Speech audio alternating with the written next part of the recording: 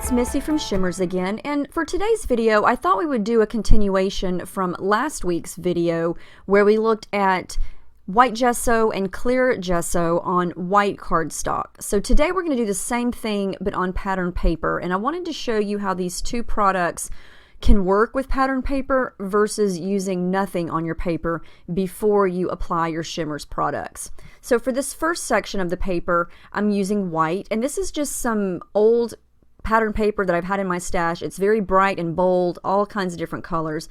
And if I was going to use this as a background for a layout, what I would do is I would go with this white gesso, and I'm just using a card to smudge it down. And as you can see, it's not only priming my page for the spray inks or the paint, but it's also acting as sort of a paint, I guess you could say, and it's fading away some of that color. It's fading away some of the pattern.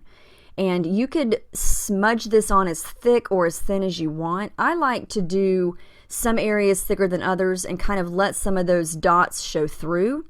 But either way, this is going to start to create a protective barrier on my paper. And so when I start to add anything wet, it's not just going to soak right through to the paper. It's going to allow me to keep it wet for a while so I can blend or dab some up. Lots of different possibilities with it. But I love how this looks. So you're still going to be able to see that pattern through the gesso, but you're going to be able to do all kinds of stuff on top of it.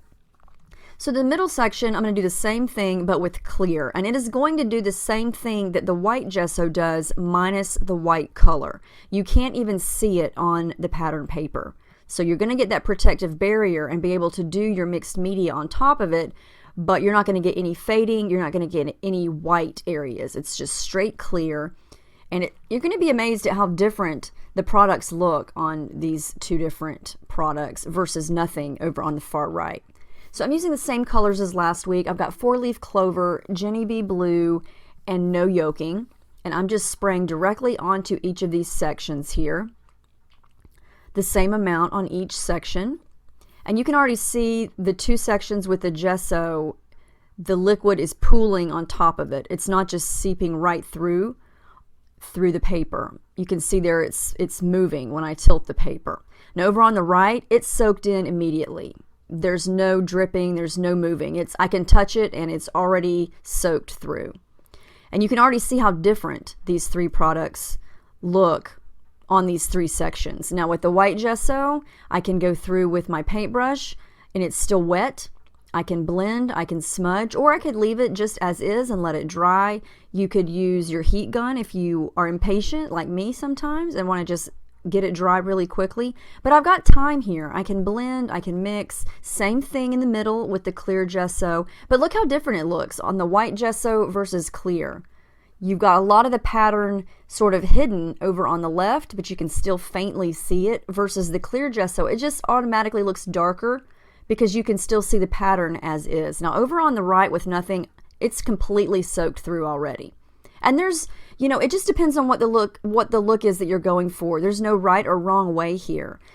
If you don't want to blend or, you know, smudge your colors together, then you don't need gesso. But if you do add a lot of the spray, it could tear your paper just because of the nature of the paper getting wet.